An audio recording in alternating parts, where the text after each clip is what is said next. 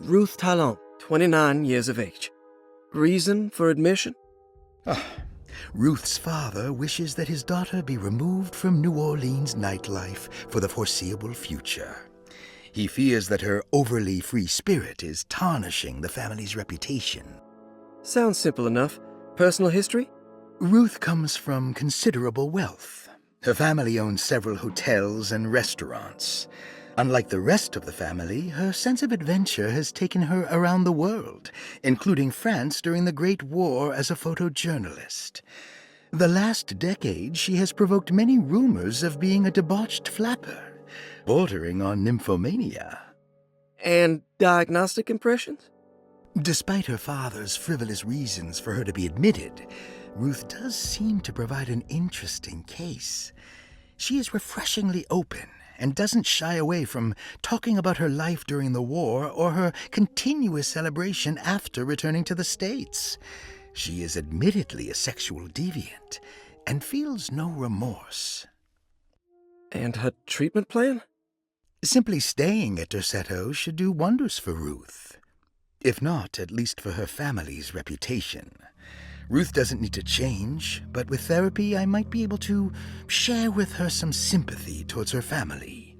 I doubt she will settle down and become as dull as the rest of them, but at least she might try to be more discreet in the future.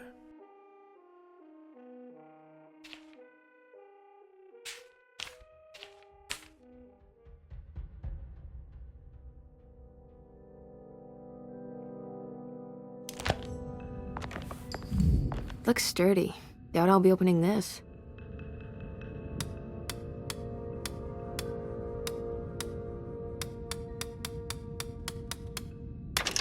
Oh wow, I can't believe I guessed the combination. I must be so kind of genius.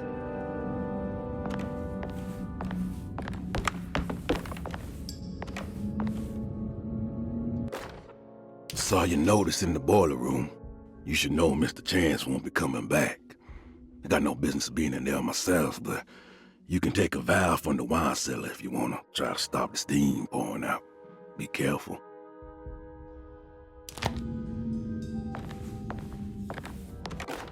Paul, you're right about the plates on the boiler and the clock. They have been sabotaged, and I think I know who did it. They have something to do with Jeremy's episodes and how he seems to disappear at night. Right now, it's important that you keep an eye out for any of the pieces. I want to find out if I can repair the plates.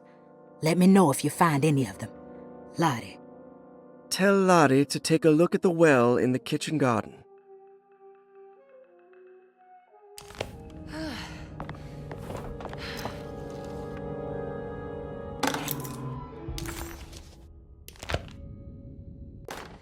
Dr. Elmore Lee Gray is Derceto's chief doctor. Accounting and all administrative work is handled by me, Paul Waits. Magdalena Thompson, or Mags, is responsible for the household. Jean-Baptiste and Charlotte Tabois are responsible for keeping the guests' medical regimens in check. Finally, Jack Chance is our gardener, who can occasionally be seen in the conservatory, but is for the most part busy outside. There are currently 6 guests at Derceto. Malcolm McCarthy and Ruth Tallant reside on the first floor. Jeremy Hartwood, Elisabetta Perosi, Grace Saunders, and of course Cassandra Beauregard live on the second floor.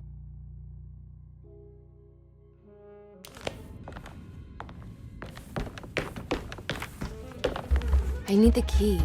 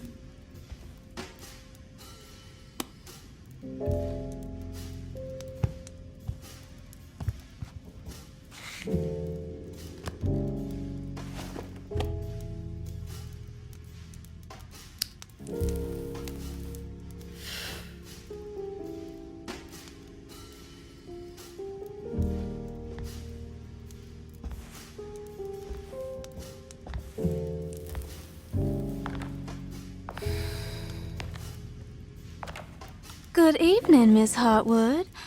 That is your name, isn't it? I would be terribly embarrassed if it wasn't. You're right. Emily Hartwood, Jeremy's niece. Nice to meet you. Ruth Talon.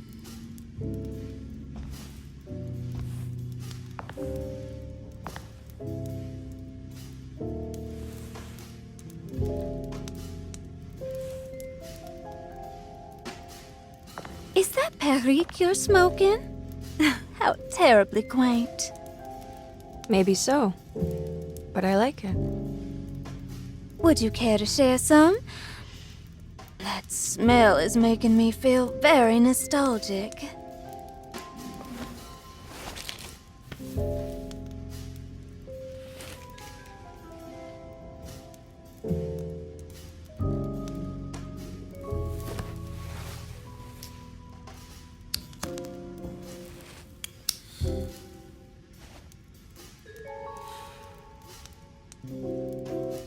Is it all that you hope for? I enjoy your light mockery, Miss Hartwood. I can tell we would make great friends. How flattering. Too bad you're locked up in this place. Your insincerity is really refreshing. I wish you were mad as I am. Then you could stay. Give it a few years and I might just be. Lunacy is one of my family's few privileges. Oh, good. I'll be looking forward to it.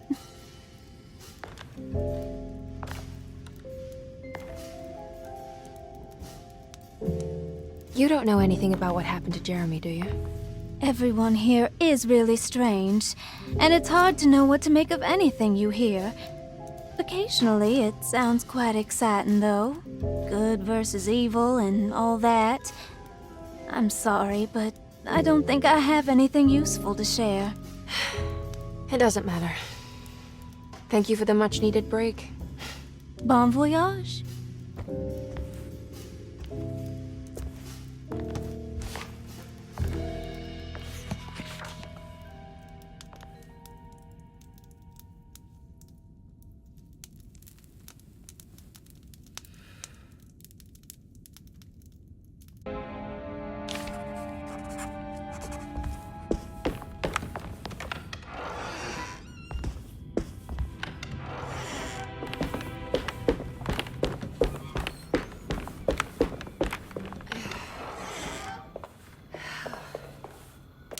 Emily felt surprised by how much she enjoyed the company of Ruth. There was something familiar and friendly about her, like they were old friends that simply forgot about each other.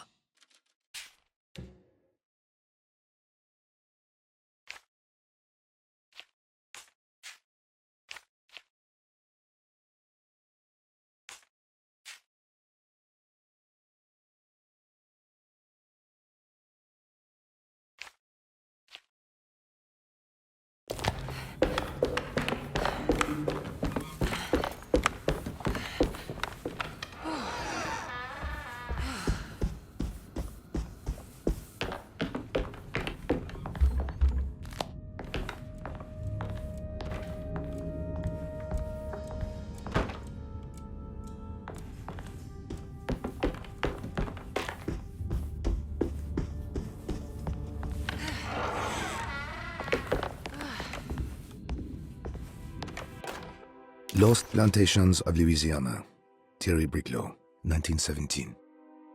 Derceto was a small plantation on the eastern shore of Lake Pontchartrain. The land was considered difficult for industry and was sold for only $30 to Elijah Pickford in 1818.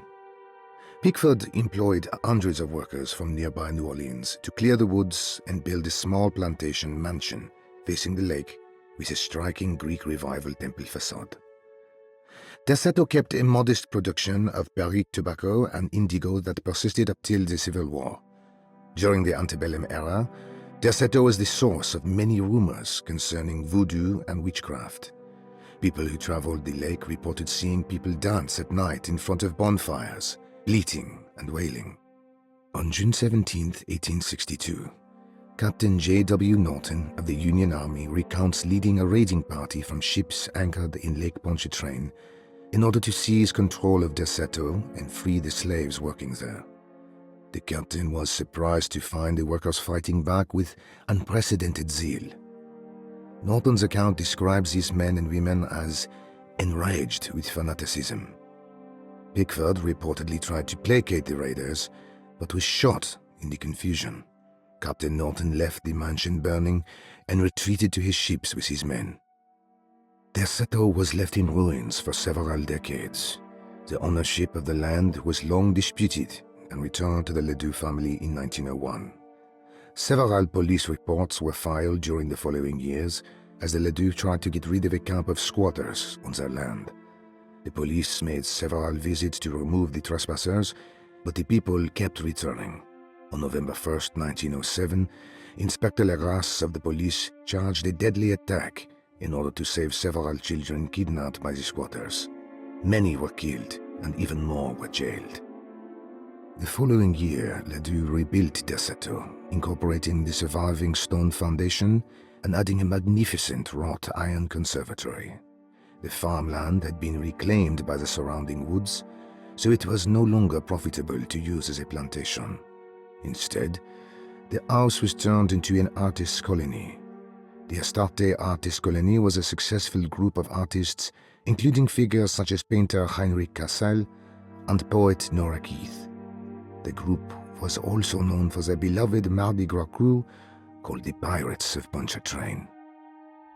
On September 29, 1915, a tropical hurricane tore through Louisiana, causing Lake Pontchartrain to flood New Orleans. Due to the remote location of Derceto, it took almost 2 weeks for outsiders to learn that the artist's colony was abandoned. The 12 residing artists had all vanished without a trace. The empty mansion of Derceto still stands on the shore of Lake Pontchartrain, with much of its temple facade intact. The Ledoux family currently has no intention of repairing the house.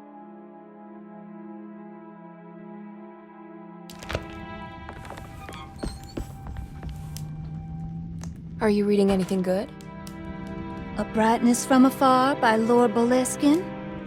It's actually not bad.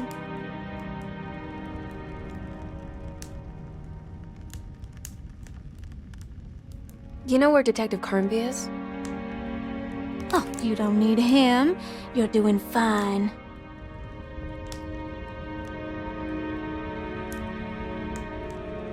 I should probably go. Until next time, chérie.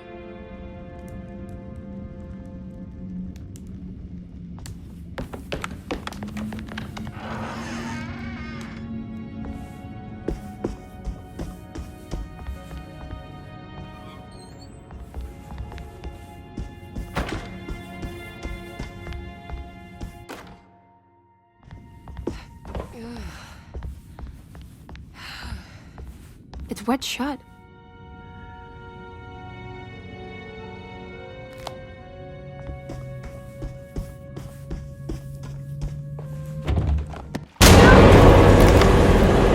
What is going on?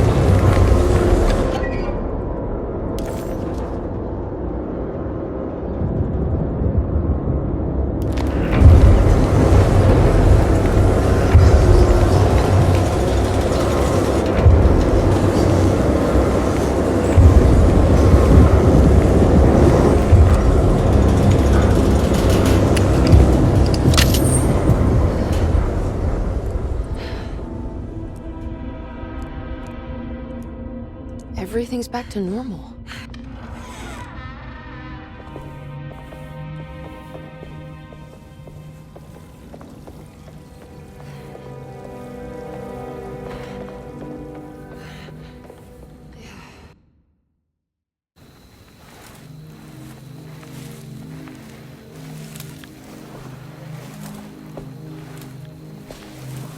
Iawe saki nantet wen, Mumprami saki nantet wen, Men le anjeni, man yo beshena.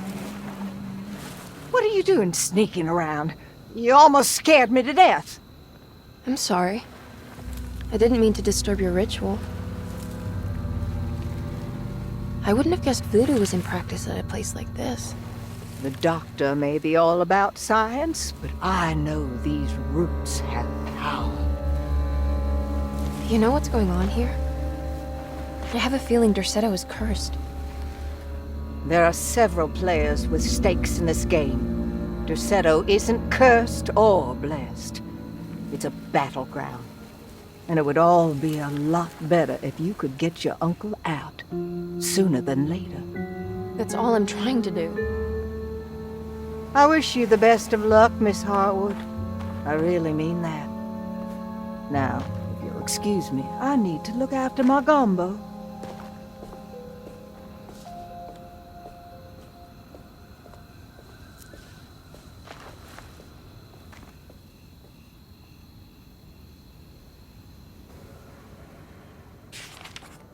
The housekeeper buried something in the flower patch beneath one of Dr. Gray's windows. She was singing in some Creole language, performing a peculiar bourgeois voodoo ritual. Certainly not an unfamiliar sight in the French Quarter, but voodoo had never felt this bitter to Emily.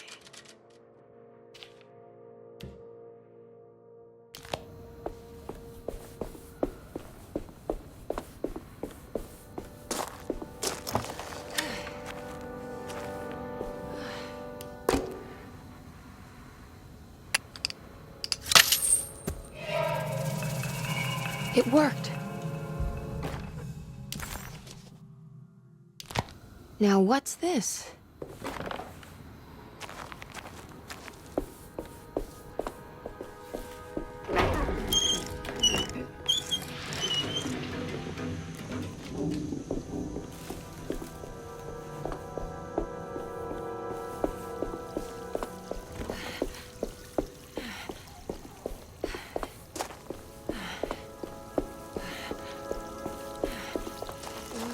What's that?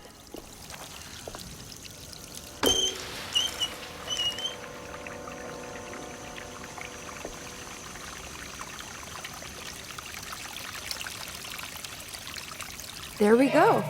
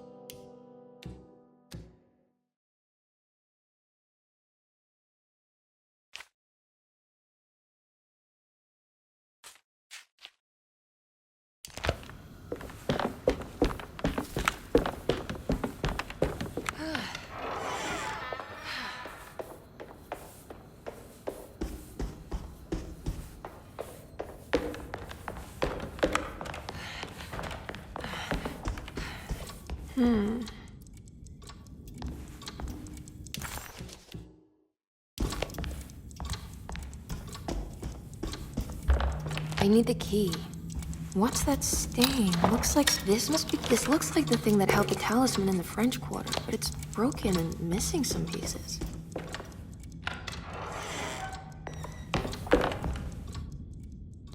The old clock was an intricate machine with eccentric astronomic motifs, but nothing appeared particularly unusual to Emily. But then she discovered a large decorative plate that reminded her of Miss Jackson's ritual bench, where she had configured the talisman to open the door back to Derceto. The clock's plate had unfortunately been sabotaged, but if she could piece the plate back together, she figured she would be able to repeat the procedure and maybe open up to another world.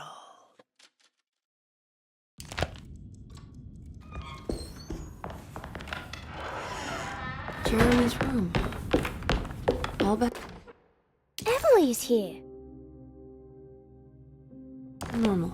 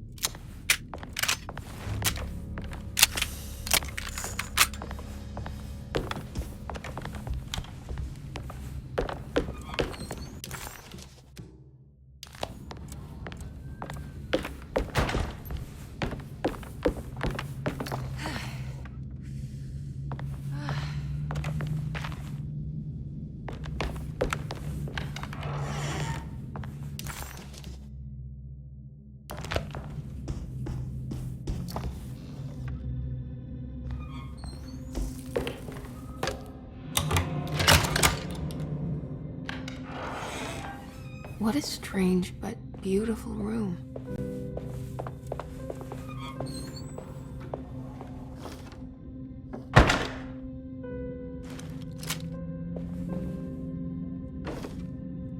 There's some aggressive-looking rot on these paintings.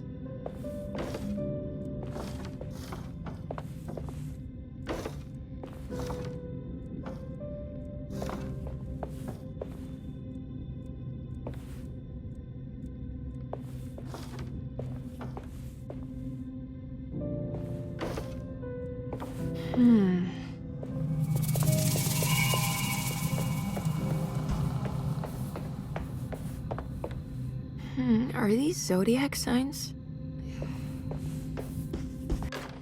I did it! I crossed the thresholds to my intended destination without a focusing device. My talisman now knows these roads, and I have no need for the plates. I can find my way to Lafayette as easy as I find my own room. I visited the grave of my father and seen the oven waiting for me. Thank you for opening these doors. I now must summon my courage and go back to that hateful mound outside the oil rig. I hope you'll be feeling better when I return. Jeremy.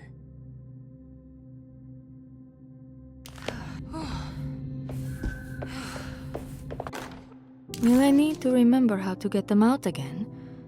They are locked up for good reason. I am sure she is still able to whisper the answer in the ears of the wrong people.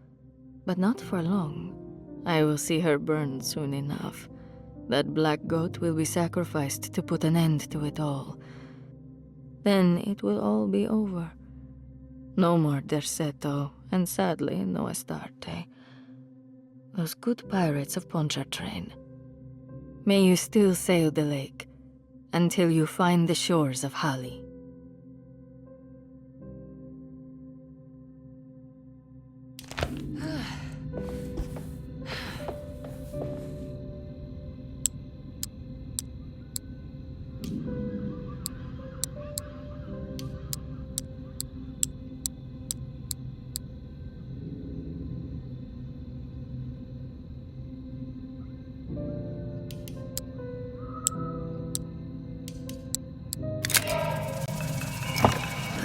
Here we go.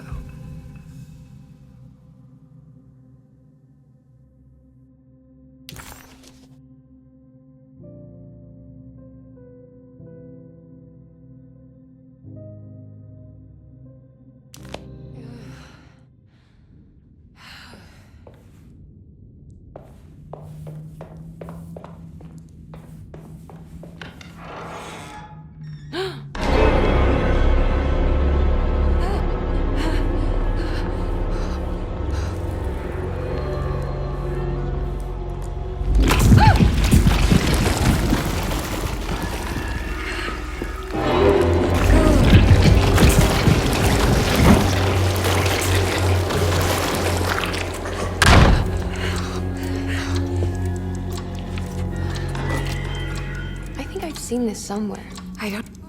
Suddenly, Jeremy's bleak dreamscape devoured Emily, drowning her in dread and darkness, only to moments later spit her out again. What had happened, and why? Was that her doing, or did someone else make it so?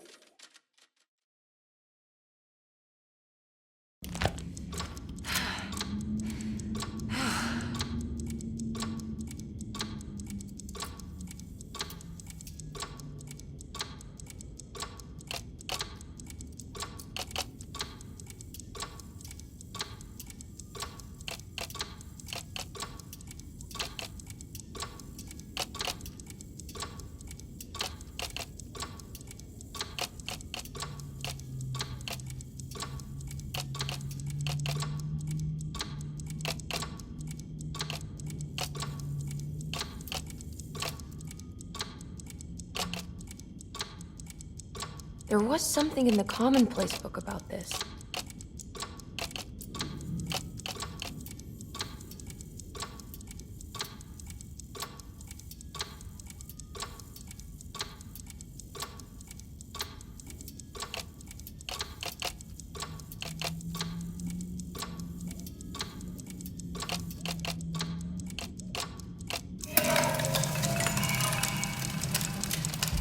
Did it break?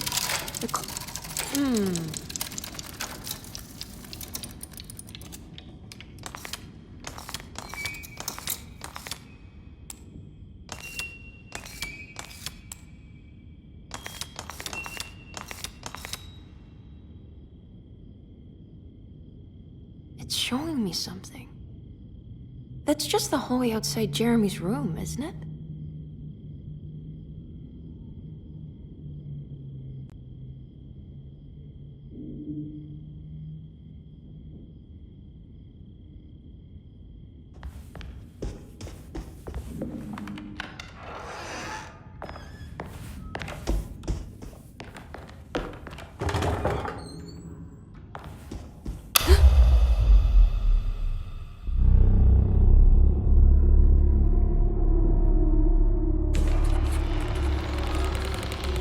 Emily deserved a sense of triumph, but she was too on edge to appreciate her success. There was no reasonable explanation why the talisman let her open up this other world. Was this really happening? Or was this somehow all in her mind? There was no time to question her own sanity. She had to find Jeremy. If he was here, she thought, would she find Jeremy in the hateful mound? I did it. I opened up another dream.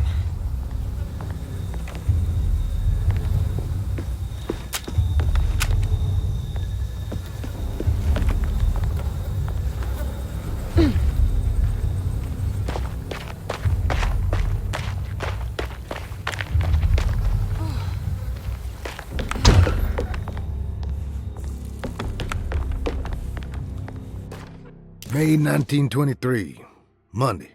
All okay, ready for delivery. Maintenance, oil pump must be serviced.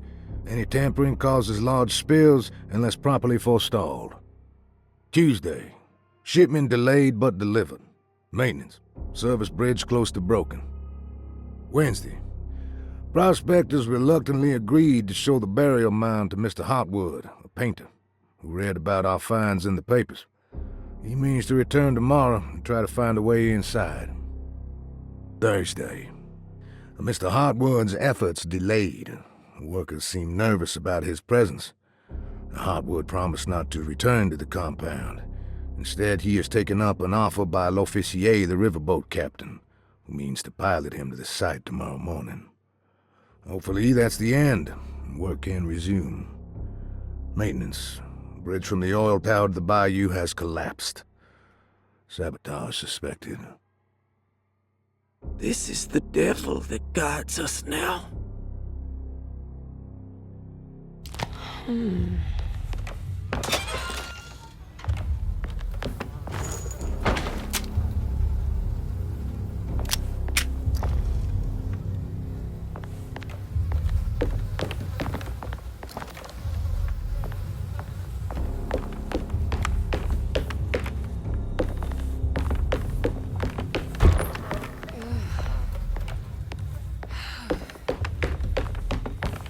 I need the key.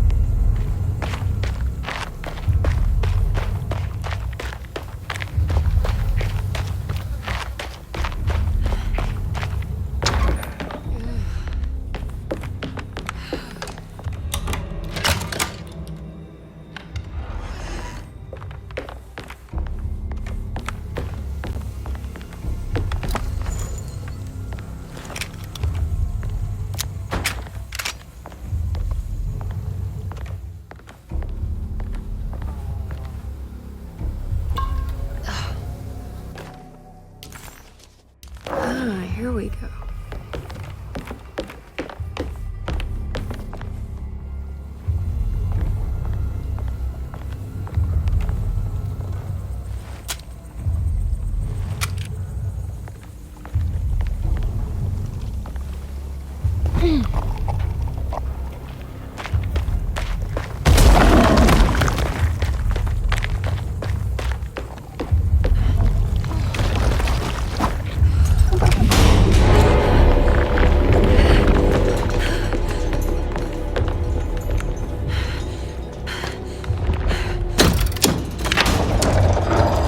It worked.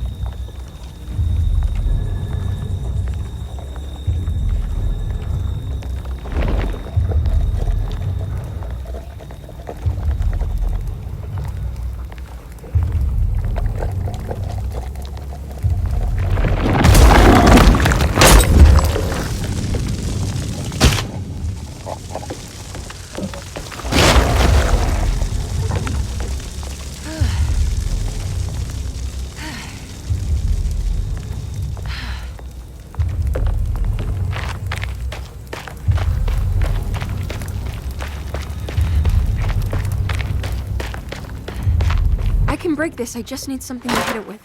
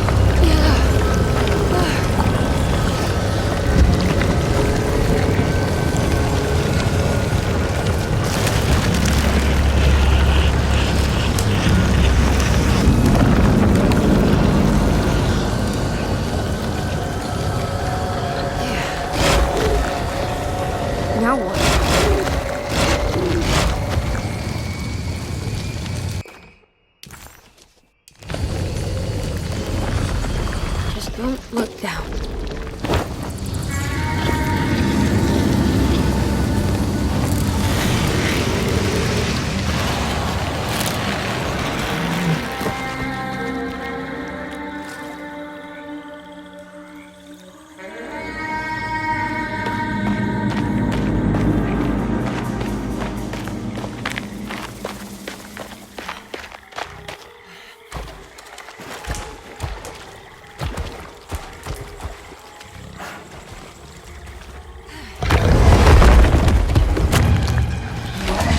How is that?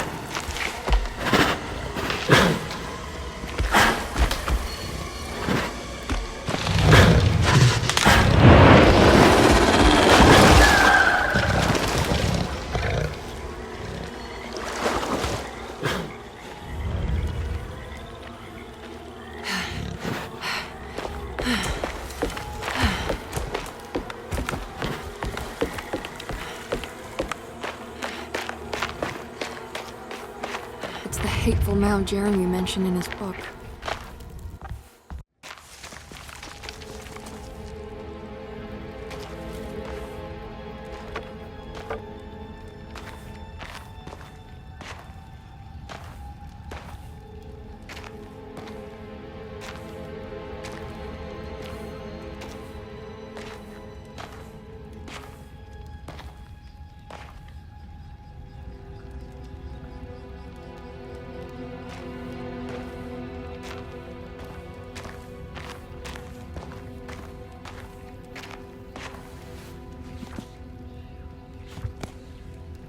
Jeremy, you dropped your...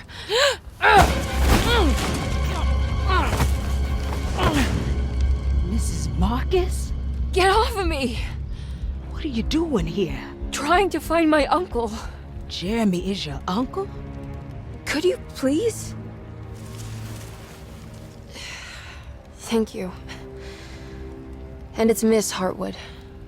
You don't remember me? I remember you, Mr. Bois. I met your brother Baptiste earlier. I suppose he hadn't found Jeremy either then. We spread out to find him. Can I have this? I'm trying to get to Tarawea. Fine, believe the rest. I just want Jeremy to come looking. We have to leave before it comes inside. What? Where? Come quick!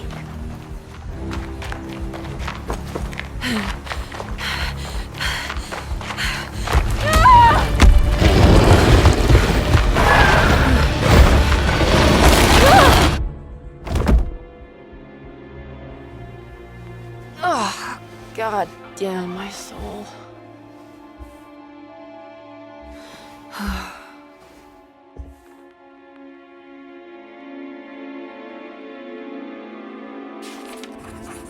I'm back at Derceto.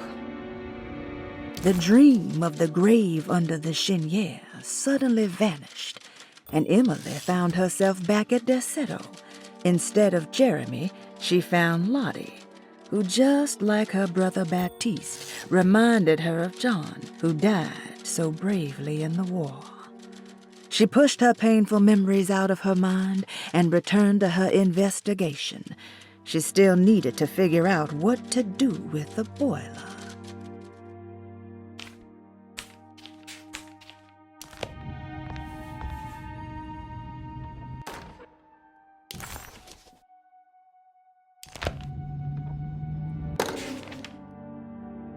Reflections on the Power of the Verb in Certain Texts by Juan Luis Jorge.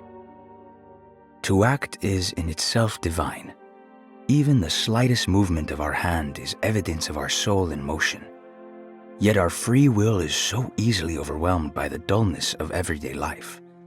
Our actions become rote and rigid in spite of luxury and comfort.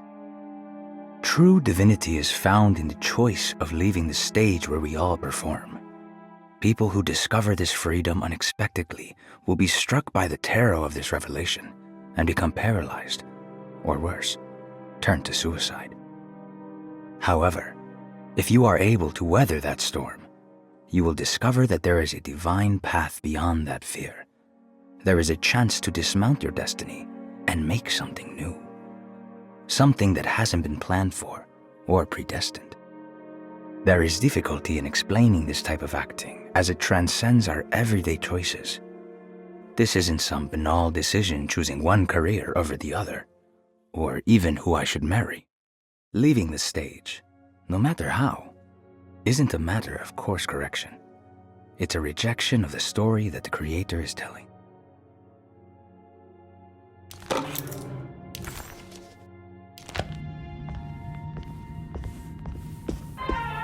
It's wedged shut. It worked.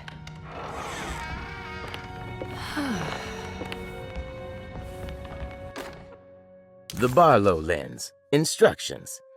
To double the magnification of your telescope, simply fit this Barlow lens to your instrument. Then operate the fine tuners to adjust the distance between your lenses. This is easily done while looking through your eyepiece. Simply search for a position where your picture is clear and appears flat. When correctly tuned, your telescope should present a clear picture with magnificent magnification.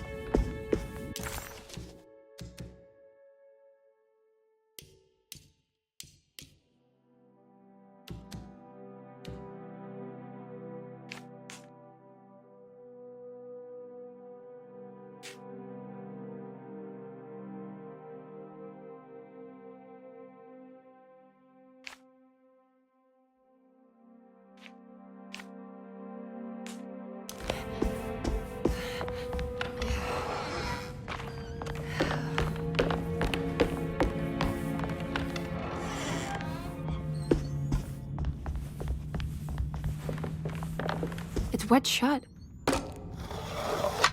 It worked.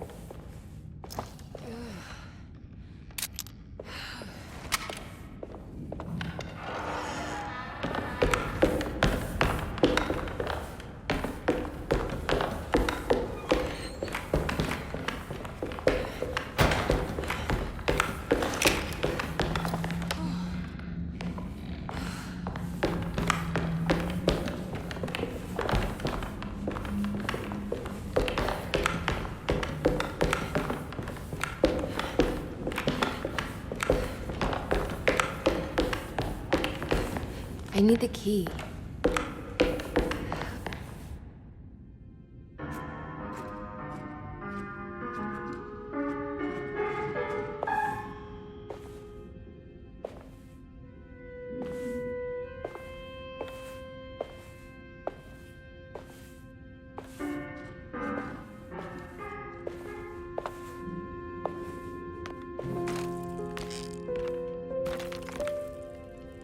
Do you teach piano as well? Huh? You're a governess. Did you teach those clawing Casino kids how to play the piano? How do you know about that?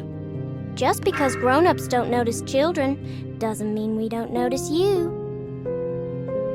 Yes, I taught them some piano. Are you any good at it? Not good enough to play a broken one. It fell from the attic. Brought half the ceiling down. It was Jeremy's fault, wasn't it? Nobody knows what happened. But you're not wrong.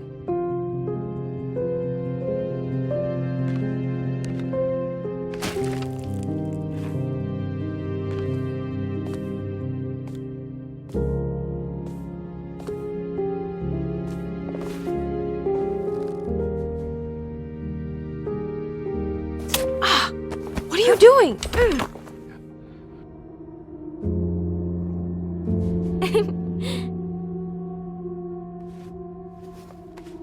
I'm gonna go now. See you around.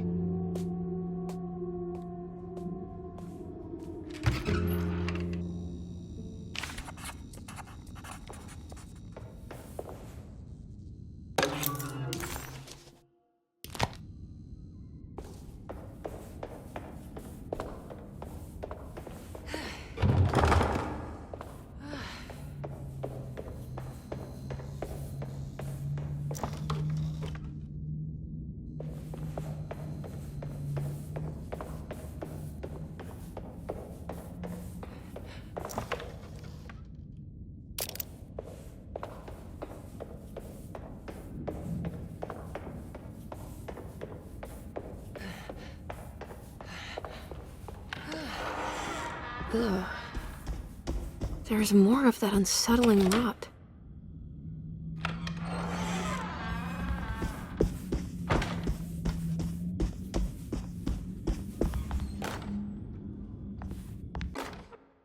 On the commonplace of evil, there lies virtue and stark irreverence, careless thoughts of luminous indifference. But blame not the beast we once were, which science so often wished to refer. Not the wicked full of sin, it is you who stand and grin. All our good intentions aside, whereupon we build our pride. Sunless solitude, follow not this corrupting light. Prophets of confidence always crashes out of sight. Hear me, for we all bear this mark. Thus we must remain alone in the dark.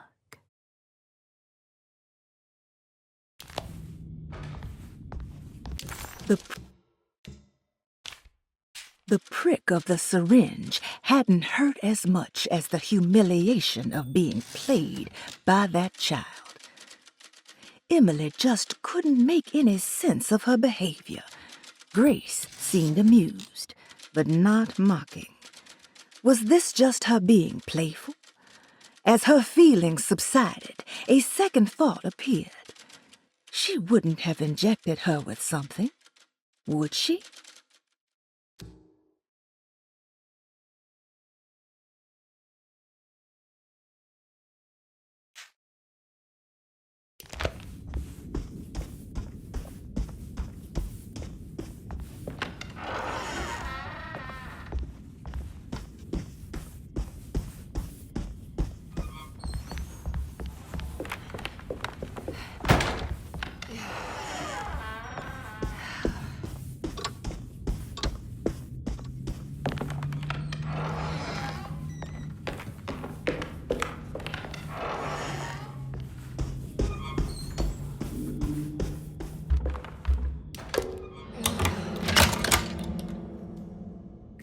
Come on, Grace. I'm too tired for games.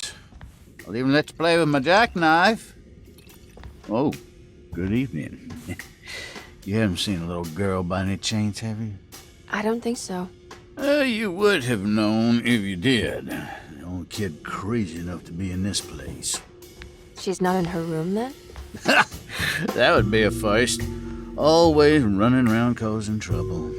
She's very hard to pin down, that one. You want a sip? I'm good, thank you. Well, I should be going then. Unless there's anything you need from me. I just want to find my uncle before anything happens to him. Oh, don't worry, miss. He'll show up. He is much too lily-livered to kill himself. Why would he?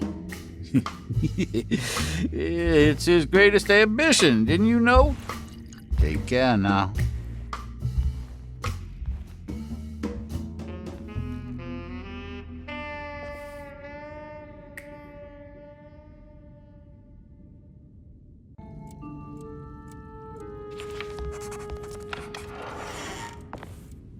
So this is Grace's room. Cute. Don't you worry, Grace. Go play your game, bleat and bellow with the others. I won't be jealous. There will be more masquerades. However, I would love it if you would finish my mask for the feast. With love, Ruth.